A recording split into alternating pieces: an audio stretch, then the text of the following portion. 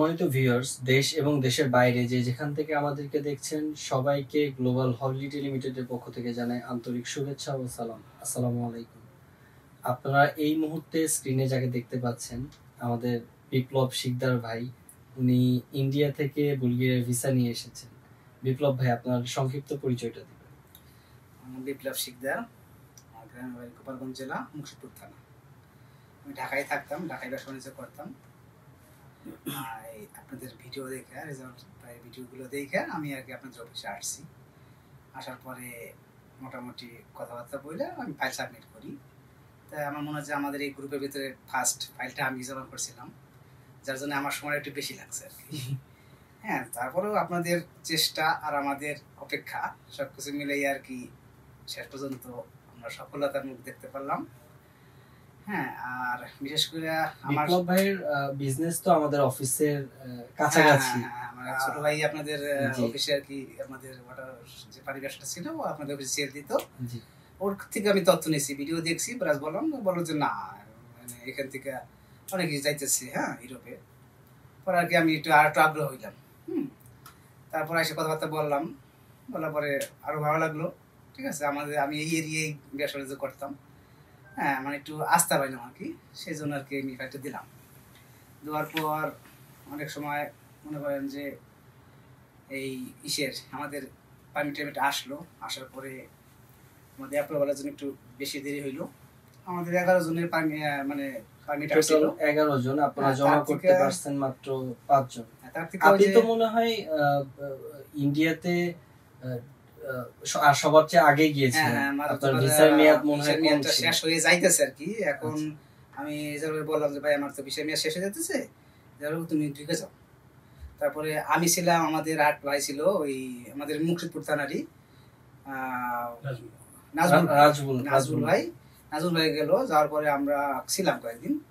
তারপর আমাদের ছিল ওই সুজন ভাই ছিল।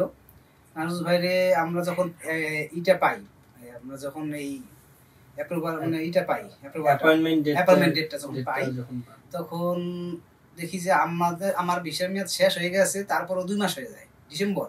আমি ঢুকছি আপনার অক্টোবর 4 তারিখে। তারপরে ওই নাজুল ভাইয়েরও সেম কেস, ও ভয়তে চলে আসলো। সবাই তাকে বললাম যে ভাই আপনি যাইয়েন না, হ্যাঁ যা হয় দুজন একসাথে হবে। কিন্তু উনি থাকলো না, উনি আর করছি রেজাল্ট ভাই বলছিল যে ওজন আসে না। তারপরে ও চলে আসলো যে আমি ভিসা নিয়ে যাবো। ঠিক আছে ভাই আসো, আমি থাকলাম, যা হয় হবে। ঠিক আছে, এই করে যা হয় হবে মনে করে থাকলাম। রেজাল্ট ভাই বর্ষা দিয়েছে আর কি, ওনার বর্ষাতে আমি থাকছি ঠিক। উনি বলছে আর আমি মাঝে ব্যবসা ছেড়ে দেবো এরকম ভাবে বলছি। সে আমাকে অনেকটা ভরসা দিয়েছে, না ব্যবসা বিপ্লব তুমি ব্যবসা আগে সেল দেবা না, ভিসা হবে তারপর সেল দেবা। তাকে আমি ধন্যবাদ এটার জন্য, সত্যি কথা যেটা। তারপরে যাই হোক মোটামুটি আমার ওভারেস্ট হয়ে গেল অনেক দিন আর কি, প্রায় 5.5 মাস। হ্যাঁ, কিন্তু এখানে আবার 1 মাস 10 দিন আমার শুধু ওই ঘুরতে ঘুরতে কেটে গেছে। কিছু ফাইল ভুল জায়গায় চলে যাওয়া, এরকম কিছু সমস্যা। যে লাস্টে যে মানে এক্সিটের জন্য অ্যাপ্লাই করছি, তো ওইটা আর কি ওনারা ঠিকমতো করতে পারেনি। ঠিক আছে, 2বার রিজেক্ট করার পরে 3বারের মাথায় আর কি আমার এটা আসে। আমি 61,000 টাকা ফাইন দিয়েছি কলকাতাতে। ওটা দিল্লিতে হলে একটু বেশি হইতো। হ্যাঁ, তারপরে মোটামুটি আমি পাইয়ে যাওয়ার পরে তারপরে বেনাপোল বর্ডার দিয়ে আসছি আমি, কিন্তু কোনো সমস্যা হয় না। বেনাপোল দিয়ে আমরা শুনছি যে আসলে সমস্যা করে, ঠিক আছে, এই ধরনের কোনো সমস্যা কিন্তু না। আমাকে জিজ্ঞাসাই করেন, আমি দেখাইছি ইমিগ্রেশনে, দেখানোর পরে বললো কি যে বিষয় আছে। হ্যাঁ স্যার, আমি এইটার জন্য আসছি, আমি ইন্ডিয়া ঘোরার জন্য আসলাম, কিন্তু স্যার আমার এই বিষয়টার জন্য আমি আসছি। পরে আমি স্যার ফাইন দিয়ে আসছি এত টাকা, কিন্তু ওনারা ওই টাকা দেখে এত কম টাকা তুমি ফাইন দিয়ে আসছো। আমি স্যার আপনাদের কাছে এটা কম টাকা, কিন্তু আমার কাছে অনেক টাকা স্যার। ঠিক আছে, পরে বললো ঠিক আছে জাস্ট এইটুকুই। পরে আমার মোটামুটি ইটি করে দিলাম, আমি চলে আসলাম। তারপরে তো এখানে যে আনুষ্ঠানিক কার্যক্রমগুলো, হ্যাঁ এখানে এসে আমি তো আমাদের যে আর 4 জন ছিল ওনাদের থেকে আমি 1 মাস 10 দিন পরে আসছি। ওনাদের সবকিছু রেডি হয়ে গেছে, আমার জন্য হয়তো ফ্লাইটে দেরি হইলো। আমি আসলে দুঃখিত সবার কাছে। হ্যাঁ, তারপরে মোটামুটি ঈদের ছুটি মুটি পড়ে গেল, সবকিছু মিলে টিলে মোটামুটি কনফার্ম হয়েছে।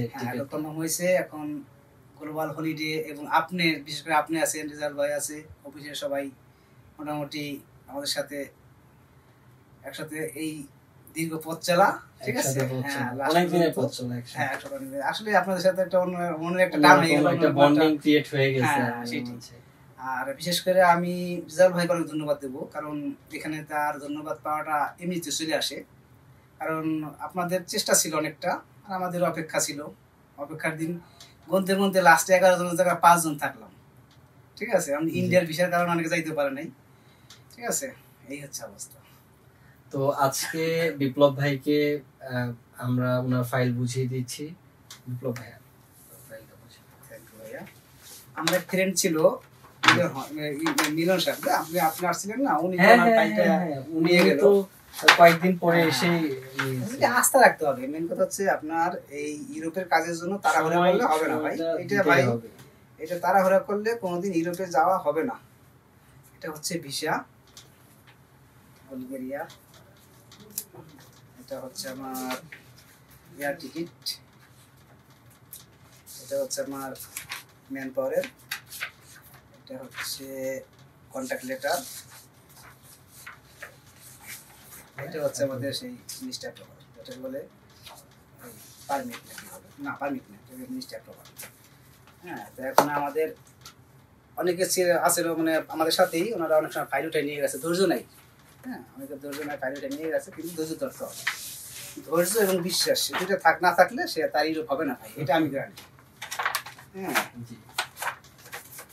তো সবাই বিপ্লব ভাইয়ের জন্য দোয়া করবেন, উনি যেন সহি সালামত ওনার ডেস্টিনেশনে পৌঁছাতে পারেন। আজকের ভিডিও এই পর্যন্তই। ধন্যবাদ সবাইকে। আসসালামু আলাইকুম।